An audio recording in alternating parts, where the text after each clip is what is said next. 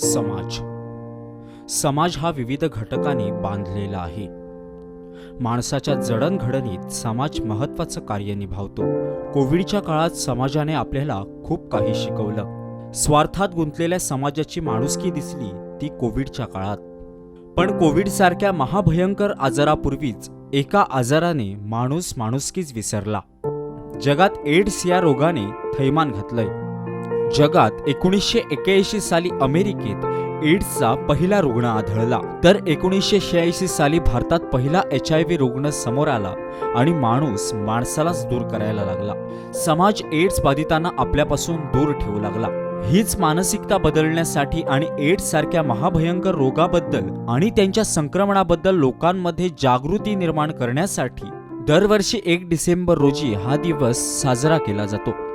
जगभर पसरलेल्या एड्स या जीवघेण्या रोगाबद्दल जगभरात जागृती व्हावी आणि या रोगामुळे मरण पावलेल्यांच्या शोक व्यक्त कार्यासाठी हा दिवस पाळावा असं संयुक्त राष्ट्रसंघाने घोषित केलंय. सरकारी आणि आरोग्य अधिकारी, अशासकीय संस्था आणि जगातील व्यक्ती एड्स प्रतिबंध आणि नियंत्रणावरील शिक्षणासह हा दिवस साजरा करतात. ऑगस्ट 1987 मध्ये जेम्स डब्ल्यू बेन आणि थॉमस नेटर या दोघांनी वर्ल्ड हेल्थ ऑर्गनायझेशनच्या जिनेवा येथील जागतिक कार्यक्रमात याची संकल्पना मांडली. डॉक्टर मेन यांच्या सहमतीनंतर 1 डिसेंबर 1988 पासून हा दिवस साजरा केला जातो. तृतीयपंथी आणि एड्स बाधितांना समाजात हक्काचे स्थान देण्यासाठी अनेकांनी प्रयत्न केलेत. भोवताली दाटला अंधार दुःखाचा जरी, सूर्य सत्याचा उद्या उगवेल आहे खातरी, तो वरी देईल आम्हा काजव्याचे चांदणे, माणसानी माणसाशी माणसासम वागणे, हीच आमची प्रार्थना आणि हेच आमचे मागणे. नमस्कार, मी साहिल नागुरकर. आज आमच्याबरोबर आहे अशाच एक खास व्यक्ती, खास स्त्री, ज्याने आपल्या पराक्रमातून किंवा आपल्या कार्यातून प्रत्येकाच्या मनात प्रत्येकाला आधारस्तंभ आहेत. आशाताई वेर्णेकर यांच्याबरोबर आज आम्ही खास संवाद करत आहोत. त्यांच्याविषयी आज आम्ही बातचीत करत आहोत. त्यांच्याविषयी सगळं जाणून घेण्याचा प्रयत्न करत आहोत. त्यांच्या आयुष्यातील सगळ्या घडामोडी, जडणघडणी आम्ही त्यांच्याकडून जाणून घेण्याचा प्रयत्न करत आहोत. आशाताई, नमस्कार. गोवन वार्ता लाईव्हमध्ये तुमचं स्वागत करतो मी. तुम्हाला पहिला प्रश्न असा आहे, HIV मध्ये तुम्ही मोठं भरीव काम केलं, तर ह्या क्षेत्रात उतरण्याचं तुम्हाला कसं सुचलं आणि का म्हणून तुम्ही उतरलात? How you entered in this field? मुझे पीछे मुड़कर जब मैं देखती हूँ तो मेरी जो यात्रा रही है, मैं एक स्कूल टीचर थी और कभी नहीं सोचा था कि मैं एक ऐसे फील्ड में जाऊंगी. लेकिन ऐसा हुआ कि क्योंकि मेरा जो शिक्षण था वो है सोशियोलॉजी, मैंने मास्टर्स किया है सोशियोलॉजी में, तो टीचिंग से कुछ साल टीचिंग करते करते मैं उब चुकी थी, क्योंकि वही सिलेबस पढ़ाना और हमेशा से ही कुछ ना कुछ चैलेंजिंग जिसमें हो, कुछ चुनौती जिसमें हो, ऐसे किसी काम को करने की इच्छा थी. क्योंकि आती हूँ एक डिफेंस बैकग्राउंड से, पिताजी नेवी में थे, भाई आर्मी में, और अभी मेरे बेटे की शादी हुई है तो बहू भी आर्मी बैकग्राउंड से है. तो पूरी फैमिली एक डिफेंस की फैमिली है और हम लोग फाइटर्स होते हैं. तो जैसे ही मौका मिला कि HIV एड्स में काम करने का, मेरे जो पति हैं धर्मानंद वेर्णेकर फिल्म मेकर हैं, तो एक फिल्म बना रहे थे. उस वक्त Goa state AIDS control society नहीं हुआ करता था, वो एड्स सेल था. तो फिल्म बनाते वक्त एड्स सेल के लिए जब एड्स पर फिल्म बना रहे थे, पहली फिल्म गोवा में HIV एड्स पर, तो वहाँ पे ज़रूरत थी एक फीमेल MA सोशियोलॉजी. तो उन्होंने जब आकर मुझे बताया कि ऐसे ऐसे है, मुझे पता नहीं क्यों वो उस ज़माने में एड्स सुनकर के ही लोग डरा करते थे, लेकिन वो सुनते ही ऐसा लगा कि मुझे इस काम में, क्योंकि सोशियोलॉजी किया था तो एक बहुत ही चाह थी सोशल वर्क में करने की, तो ये मौका मिला और मैंने मौका ले लिया. उस वक्त जबकि लोग HIV एड्स का नाम सुनने भी डरते थे। तर एका शॉर्ट फिल्म मधून यांचा जो प्रवास सुरू झाला तो आज तगायत चालू आहे आणि प्रत्येकाच्या मनात किंवा प्रत्येक HIV बाधितांना प्रेरणास्थान आणि आशेचं किरण दाखवण्याचं काम आशा वेर्णेकर यांनी केलंय। त्यांच्या पुढील आयुष्यात अनेक समस्या आल्या असतील किंवा त्यांच्या या सगळ्या कार्यात अनेक समस्यांना त्यांना तोंड द्यावं लागलं असेल, त्याच्याबद्दल आम्ही जाणून घेण्याचा प्रयत्न करूया। मॅम, तुमच्या समोर अनेक समस्या आल्यात, अनेक प्रॉब्लेम्स आले, त्यांना तुम्ही कसं फेस केलं? बिल्कुल सही कहा आपने, क्योंकि जहाँ HIV एड्स का नाम आता है तो वो काम ही पूरा ऐसी जगह पे था। वो काम, मेरी चुनौती वहाँ से शुरू होती है कि जो मेरा वर्क प्लेस था, कार्यस्थल था, वो बायना रेड लाइट एरिया, वहाँ पर जो फीमेल सेक्स वर्कर्स थी उनके लिए काम करना, ये WHO का प्रोजेक्ट था, वर्ल्ड हेल्थ ऑर्गेनाइजेशन का। और वहाँ पर जाना उस वक्त ये बहुत ही, मतलब सोच भी नहीं सकते हैं। और औरतों के लिए इस काम में होना ये तो बिल्कुल मतलब सोच के बाहर थी। लेकिन फिर भी क्योंकि वो जो रेड लाइट एरिया थी वहाँ पीछे ही पुलिस स्टेशन और एक STI क्लिनिक हुआ करती थी, हॉस्पिटल था, तो वहाँ पे ऑफिस था। लेकिन काम के लिए अंदर तो जाना पड़ेगा। अब अंदर जाने के लिए हिम्मत करना वो एक बड़ी बात थी कि मतलब उस रास्ते पे या बायना का नाम सुन के ही लोग डरते थे। तो ऐसे वक्त में वहाँ अंदर जाना, तो तब हम टीम में जाया करते थे, डॉक्टर, नर्सेस, मैं जो प्रोजेक्ट कोऑर्डिनेटर थी, हमारे अंडर में पीयर एजुकेटर्स काम किया करती थी। तो पहले तो हम लोग, क्योंकि पुलिस स्टेशन साइड में ही था, बहुत अंदर आप जानते ही हैं कि कभी भी कोई भी मारामारी हो जाए, कोई भी ऐसी लड़ाई झगड़े तो आम बात थी वहाँ पर। तो हम टीम में जाया करते थे। ये सब इसलिए क्योंकि जो समाज का नज़रिया होता है हम देखने के लिए, जो फीमेल सेक्स वर्कर्स होती हैं, अब सेक्स एक बड़ा टैबू होता है और इस टैबू को किस तरह से पार किया जाए। कोई अपनी मर्जी से तो वहाँ आ नहीं जाता। वहाँ जाने के बाद पता चला कि वो औरतें और उनके पीछे के चेहरे काम करते करते ऐसा हुआ कि लगता ही नहीं था कि कभी कि वो हमसे अलग हैं।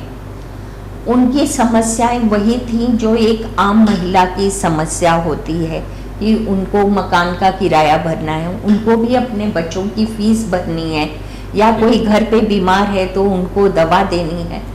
अब कुछ ऐसा हो जाता है कि उनको इस काम के लिए मजबूर कर दिया, हालात मजबूर कर देती है।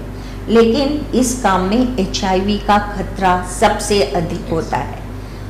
फीमेल सेक्स वर्कर्स हो गई या फिर हमारे जो होमोसेक्सुअल्स हो गए, हमारे थर्ड जेंडर, या फिर IDUs, intravenous drug users, truckers, migrants, ये सब हाई रिस्क ग्रुप्स हैं। और फीमेल सेक्स वर्कर्स, IDUs या फिर होमोसेक्सुअल्स, ट्रांसजेंडर्स, ये सब जो है मार्जिनलाइज कम्युनिटीज़ हैं। इनको हम समाज का हिस्सा भी नहीं मानते हैं और बहुत सारी मुश्किलों से इन्हें गुजरना पड़ता है। लेकिन HIV का खतरा अधिक होने की वजह से इनके लिए हमें काम करना बहुत ज़रूरी हो जाता है कि किस तरह से हम उन्हें HIV से बचा सकते हैं। तो इसीलिए ये जो HIV का काम है, मुझे एक अलग जो नज़रिया था इन्हें देखने का वो मिला। तो मैं बहुत शुक्रगुजार हूँ कि इस काम के ज़रिए मुझे पता चला कि लोग कितने मजबूर हो जाते हैं, कितना क्या क्या प्रॉब्लम आता है, जिसमें कि LGBTQ की अगर हम बात करें तो उनकी तो समस्या समस्याएं ही बिल्कुल अलग होती हैं। रेड लाईट एरियात जाऊन स्वतः काम करणं किंवा टीमला सोबत घेऊन त्यांचं नेतृत्व करणं आणि त्यांच्या समस्यांचा निवारण करणं हे मोठं काम त्यांच्याकडून हातातून झालं आहे. ज्या बायणात सेक्स वर्कर असो किंवा इतर ज्या सगळ्या घडामोडी होत्या त्या चालत होत्या आणि त्यांच्याकडे जाऊन त्यांच्या समस्या, त्यांच्या कुटुंबियातील समस्या जाणून घेण्याचं मोठं महान काम त्यांनी केलं. खरं तर पुन्हा एकदा मला नमूद करावंसं वाटेल की सावित्रीबाई फुलेंसारख्या ज्या स्त्री शिक्षणासाठी प्रत्येकाच्या दारावर जाऊन झटल्या आणि स्त्री शिक्षण प्रत्येक स्त्रियाला मोकळी मिळवून दिली, त्या सावित्रीबाई फुले असतील किंवा मग सिंधुताई सपकाळ असतील, ज्यांनी प्रत्येक अनाथांना आधार दिला, असं सिंधुताई सपकाळ असतील. आणि त्याच धर्तीवर तसंच कार्य, तोडीचं जे कार्य आहे ते आशाताई वेर्णेकर यांनी केलेलं आहे. आणि त्यांच्याच कार्याची दखल आज प्रत्येकजण, प्रत्येक चाहता असेल किंवा प्रत्येक HIV बाधित जो रुग्ण आहे तो त्यांच्या कार्याची दखल घेऊन त्यांना मानसन्मान देतो.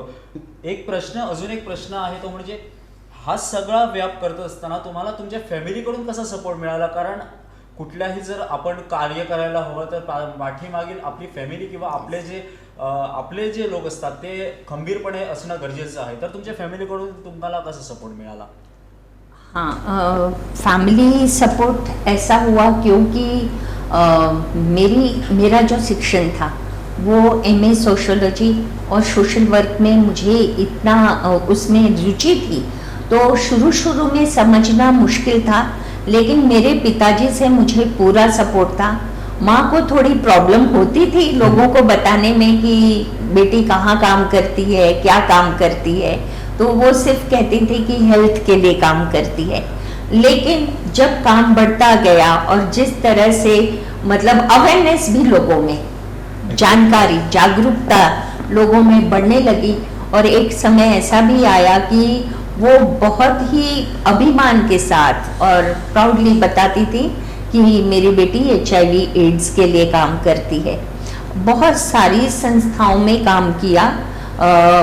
उस प्रोजेक्ट के बाद में मैं एक काउंसलर के रूप में मैंने काम किया. पॉपुलेशन सर्विसेज इंटरनेशनल जैसी संस्था और public health foundation of India, ये सब बहुत ही बड़ी बड़ी संस्थाएं हैं जो कि HIV की वजह से मुझे गोवा में रह करके, एवर्ड सोसाइटी महाराष्ट्र में थी, FHI फैमिली हेल्थ इंटरनेशनल, मतलब ऐसी संस्थाओं में काम करने का मौका मिला. और जो वहाँ पे ट्रेनिंग मिली हमें, वो मुझे लगता है कि गोवा जैसी छोटी जगह में रह करके एक पूरे मतलब इंडिया भर ही नहीं, पूरे जग का, ग्लोबली भी HIV में क्या हो रहा है और जिस तरह की ट्रेनिंग, प्रशिक्षण हमें मिली, तो उसके लिए मैं बहुत शुक्रगुजार हूँ कि इतनी छोटी जगह रह करके भी मुझे ये सब देखने और जानने का मौका मिला. आपल्या पतींचं जे धर्मानंद वेर्णेकर एक फिल्म मेकर आहे, त्यांचा तुम्हाला सपोर्ट कसा मिळाला? फिल्म मेकर होने के नाते मतलब मुझसे पहले HIV एड्स की फिल्म वो बना रहे थे, तो और मेरे साथ साथ उसके बाद भी कई फिल्में बनाई. और जब मैं public health foundation of India में काम कर रही थी, मैंने खुद काउंसलिंग पर मैंने फिल्म बनाई. और मुझे हर बार दूरदर्शन के लिए भी फिल्म बनाई और हर बार उनका सहयोग मिला, क्योंकि स्क्रिप्ट या स्टोरी या टेक्निकली जो नॉलेज HIV एड्स को लेकर है वो सब तो मैं कर लेती थी, लेकिन फिल्म मेकिंग एक आप जानते हैं कि बहुत ही टेक्निकल, अलग ही टेक्निक होती है उसकी, तो वो उसका जो सहयोग मिला मुझे उनसे मिला. और साथ में ये सारे जो इश्यूज हैं HIV को लेकर के या हाई रिस्क पॉपुलेशन को लेकर के, मुझे खुशी है कि वो भी मतलब उनके ज़रिए और फिल्मों के ज़रिए मैं अपने पूरे परिवार को ही नहीं सेंसिटाइज, मतलब वो पूरे समाज के लिए बनती थी, लेकिन मेरा पूरा परिवार जुड़ गया. एक समय ऐसा भी था कि HIV के लिए एक फिल्म मैं बना रही थी जब बायना में थी. उनके सहयोग से ही बना रही थी, लेकिन मुझे कोई भी बायना में आकर काम करने वाले लोग नहीं मिल रहे थे. और मैंने खुद वहाँ की जो फीमेल सेक्स वर्कर्स थी उनको मतलब वो खुद अपने कम्युनिटी को जानकारी दे, तो उनको ही कैरेक्टर्स बनाया। मेरे भाई हैं, 2 भाई, उनको हमने कैरेक्टर्स बनाया, लेकिन करने का जुनून इतना था कि आज शूटिंग होनी है तो होनी है, और हमने वो शूटिंग की। और एक मतलब वहीं पे अपने कम्युनिटी के लिए उन लोगों को बहुत अच्छा लगा कि उन लोगों ने कुछ अपने जीवन में ऐसा काम किया। बहुत ही एक अच्छा अनुभव रहा वो। तो आप परिवार की बात कर रहे हैं, हाँ। तो मेरे भाई बहन सब लोग इस काम में कहीं ना कहीं मुझे उन लोगों ने बहुत साथ दिया है। पति ने तो साथ दिया ही, लेकिन परिवार ने भी बहुत साथ दिया। खरं तर आपल्या कार्यात प्रत्येकाला आपल्या फॅमिलीतील किंवा कुटुंबियातील प्रत्येक व्यक्तीला घेऊन काम करणं किंवा त्या व्यक्तींना घेऊन एवढं मोठं कठीण काम करणं, बाळण्यासारख्या रेड लाईट एरियात जाऊन स्वतःच्या भाऊंना स्वतः तिथे ॲक्टर्स बनवणं आणि त्यांच्यावर शॉर्ट फिल्म करणं हे खरं तर अभिमानास्पद काम आहे. प्रत्येक गोमंतकीयांसाठी, प्रत्येकासाठी हा अभिमान वाटावा अशी ही गोष्ट आहे. आणि त्या सगळ्या रेड लाईट एरियातील समस्या असतील किंवा त्या महिलांच्या ज्या समस्या असतील त्या समस्या त्याच महिलांना ॲक्टर करून किंवा त्यांनाच तिथे त्या शॉर्ट फिल्ममध्ये काम देऊन त्यांच्याकडून त्या सगळ्या समस्या आहेत त्या जगापर्यंत पोहोचवण्याचे काम जे आहे ते आशाताईंनी केलेलं आहे. मॅम, याच्या व्यतिरिक्त मला असं विचारावं असं वाटते की HIV हा जो ही जी समस्या आहे ती क्युरेबल आहे का? HIV का कोई क्योर नहीं है। क्योर सिर्फ इतना है कि हम जानकारी हासिल करें। कुछ दवाइयाँ हैं जिन्हें हम ART, एंटी रेट्रोवायरल थेरेपी कहते हैं, तो वो दवाइयाँ मुफ्त में गवर्नमेंट देती है। उन दवाइयों को लेकर के हम अपने जीवन को मतलब स्वस्थ जीवन जीते हुए हम जिंदगी जी सकते हैं। HIV हो गया इसका मतलब ये नहीं कि जीवन खत्म हो गया। बहुत सालों तक हम जिंदगी जी सकते हैं, स्वस्थ जिंदगी जी सकते हैं, अगर हम कुछ बातों का ख्याल रखें और डॉक्टर की सलाह माने। ART जो गवर्नमेंट देती है हम उसको लें। HIV हा एक रोग जरी बरा होत नसला तरी प्रत्येकाच्या मनावर तो आहे. प्रत्येकाने मनात जर ठरवलं तर त्या रोगाच्या विरोधात आपण लढून त्यांना सगळं जो व्याप आहे तो कमी करू शकतो असं आशाताईने आता संदेश दिलाय. मॅम, तुम्हाला प्रश्न विचारावा असं वाटेल की तृतीयपंथी म्हणजे थर्ड जेंडर जे आहे त्यांच्यावर HIVच्या समस्या उद्भवते, तर त्यांना क्युअर कसं केलं जातं किंवा त्यांना त्यातून बाहेर कसं काढलं जातं? देखिए, थर्ड जेंडर जो हैं वो भी हमारे और आपके जैसे हैं। जिस तरह से HIV सबको समान नज़र से देखता है, वो अमीर गरीब में फर्क नहीं करता या फिर किसी भी धर्म या किसी भी उसमें फर्क नहीं करता। HIV का खतरा सबको है, लेकिन होमोसेक्सुअल्स या थर्ड जेंडर हम जिन्हें कहते हैं, इसका खतरा उन्हें बहुत अधिक हो जाता है। इसके बारे में समाज में एक जागरूकता लाने की बहुत ज़रूरत है, क्योंकि जो तृतीयपंथी हैं या होमोसेक्सुअल्स जो हैं, ऐसा नहीं है कि मतलब वो हमसे आपसे अलग हैं, हमारी आपकी तरह ही अलग हैं। तो फिर ऐसा क्यों होता है कि उन्हें हम बिल्कुल समाज से अलग कर देते हैं? उनके पास जिस तरह से बाकी आम लोगों को हर चीज का अधिकार है, तो उन्हें क्यों नहीं अधिकार है अपनी जीविका अर्जन करने का? उन्हें कोई काम क्यों नहीं देता है? या माँ बाप खुद उन्हें पढ़ाए लिखाएं। तो आज भी ऐसे मैं जानती हूँ लोगों को जिनके माँ बाप ने उन्हें शिक्षा दी, तो आज वो लोग UN और पूरे दुनिया में घूम रहे हैं, HIV के लिए काम कर रहे हैं। लेकिन जब उन्हें इस तरह से तिरस्कार की नज़र से हम देखते हैं, उन्हें बचपन में ही घर से बाहर निकाल दिया जाता है, वो मजबूर हो जाते हैं निकलने के लिए, तो भीख मांगने या सेक्स वर्क, इन सब के अलावा उनके पास कोई चारा नहीं होता है, जिसके कारण वो लोग HIV का खतरा उनको बाकी लोगों से बहुत ज्यादा होता है। तो उनके लिए अब सरकार ने तो रिकॉग्नाइज कर दिया है थर्ड जेंडर को, बिल्कुल रिकॉग्नाइज कर दिया है, लेकिन जब तक समाज का नजरिया नहीं बदलेगा देखने का, तब तक बहुत मुश्किल है कि उन लोगों को मेन स्ट्रीम में लाना।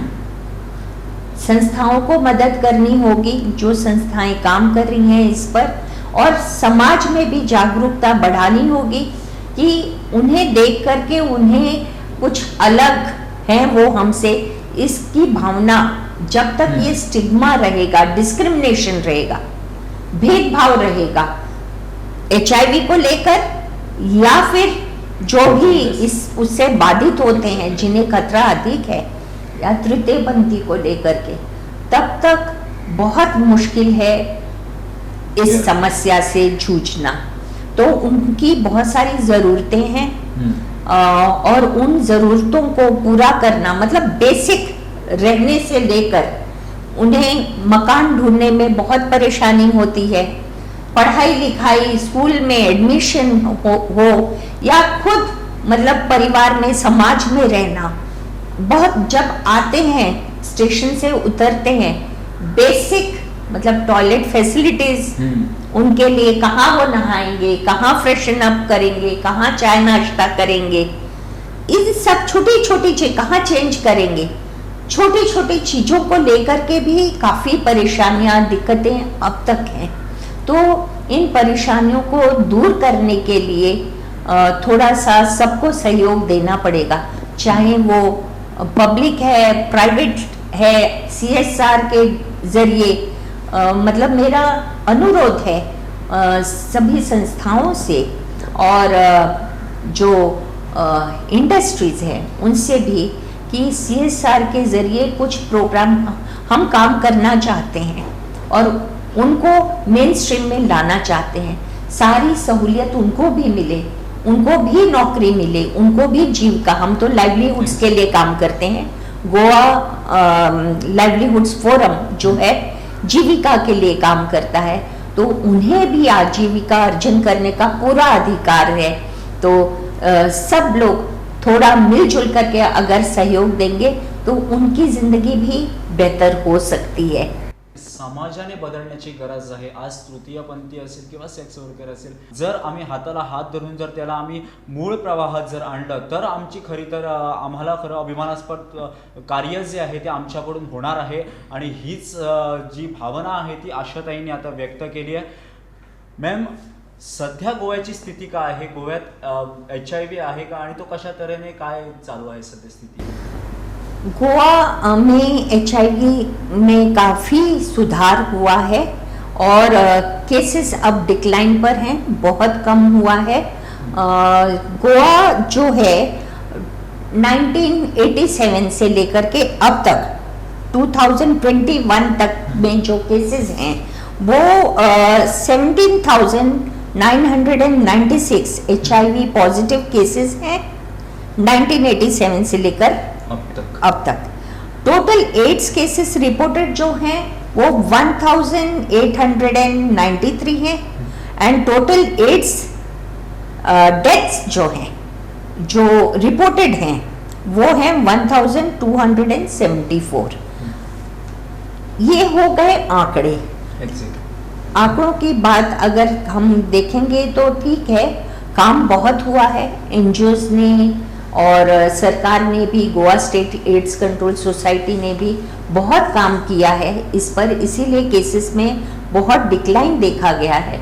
लेकिन गोवा एक ऐसा स्टेट है कि स्ट्रेटेजिकली आप देखें तो एक तरफ महाराष्ट्र है, एक तरफ कर्नाटका है और दोनों ही हाई प्रिवलेंट स्टेट्स हैं। तो अगर गोवा में केसेस कम है, लेकिन फिर भी Goa being a tourist state और हर पूरे मतलब भारत से ही नहीं जग भर से यहाँ लोग आ जाते हैं, तो बहुत टूरिस्ट आते हैं, हमें सावधान रहने की ज़रूरत है और ये काम जो है वो चलते रहना चाहिए। कहीं भी हमें ये सोच करके कॉम्प्लेसेंट नहीं होना है कि अभी तो केसेस डिक्लाइन पर हैं, तो जिस तरह से काम चल रहा है उसी तरह से ये काम चलते रहना चाहिए। खरं तर गोव्यासाठी एक अभिमानाची गोष्ट आहे ती म्हणजे आताच्या संख्याची बाधितांची जी संख्या आहे ती कमी होत चालली आहे। मात्र महाराष्ट्र किंवा कर्नाटक या राज्यात मोठ्या प्रमाणात HIV रुग्ण सापडत आहेत आणि दुसऱ्या बाजूने आम्हाला जे स्पॉट असल्या कारणाने किंवा गोवा हे टुरिझम राज्य असल्या कारणाने अनेक टुरिस्ट जे आहे ते गोव्यात येतात आणि त्यासाठी एक मोठा धोका जो आहे तो कुठेतरी आहे आणि त्या धोक्याला सामना करणं आमची गरज आहे, प्रत्येकाची गरज आहे। HIV किंवा इतर सगळ्या समस्या असतील त्यांना तोंड देणं आपले सगळ्यांचं काम आहे। शेवटचा एक प्रश्न असा आहे, काय संदेश द्याल समाजाला, कशा तऱ्हेने या HIV कडे बघण्याची दृष्टी समाजाची असावी? जो मैंने अब तक कहा कि ज़रूरत एक्चुअली चीज़ें बहुत सरल होती हैं, अपनी सोच से ही हम उनको कॉम्प्लेक्स कर देते हैं। अगर इंसान को सिर्फ इंसान समझा जाए, किसी को हम कम नज़र से ना देखें, जो फ़र्क है समाज में, जो अमीर गरीब का फ़र्क है या जात धर्म का फ़र्क है, इन सबको मिटा करके सिर्फ इंसान को इंसान समझें। इस बार का जो थीम है, हर साल वर्ल्ड एड्स डे जब मनाया जाता है, हर साल का एक थीम होता है और इस साल का जो थीम है वो है इक्वलाइज, यानी जो असमानताएं हैं लोगों में वो हम दूर करें।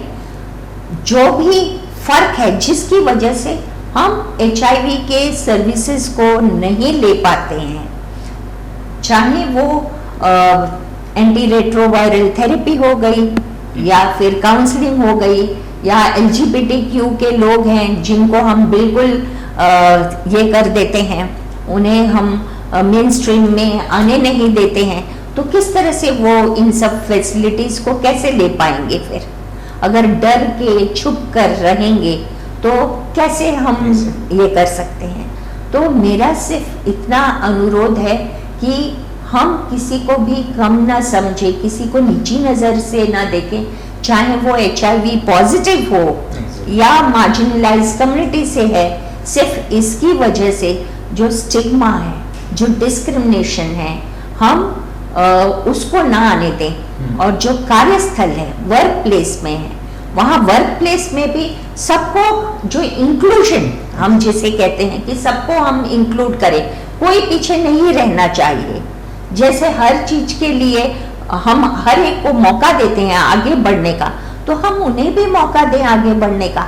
और आपके कार्यस्थल पर अगर कोई पॉजिटिव है भी तो उसको हम अलग ना समझें, उसको हम समान दृष्टि से देखें और इंक्लूजन के जरिए जो भी तृतीय पंथी के लोग हैं, जो भी हैं मार्जिनलाइज, उनको भी हम आजीविका, लाइवलीहुड्स, उनको भी कमाने का पूरा हक है, हम उन्हें पूरा मौका दें। तर आमच्याबरोबर होत्या आशा वेर्णेकर, ज्यांचं भरीव असं काम आहे, समाजशास्त्राचा त्या अभ्यासक आहे आणि या समाजातील जडणघडणीत त्यांचा मोठा एक सहभाग आहे।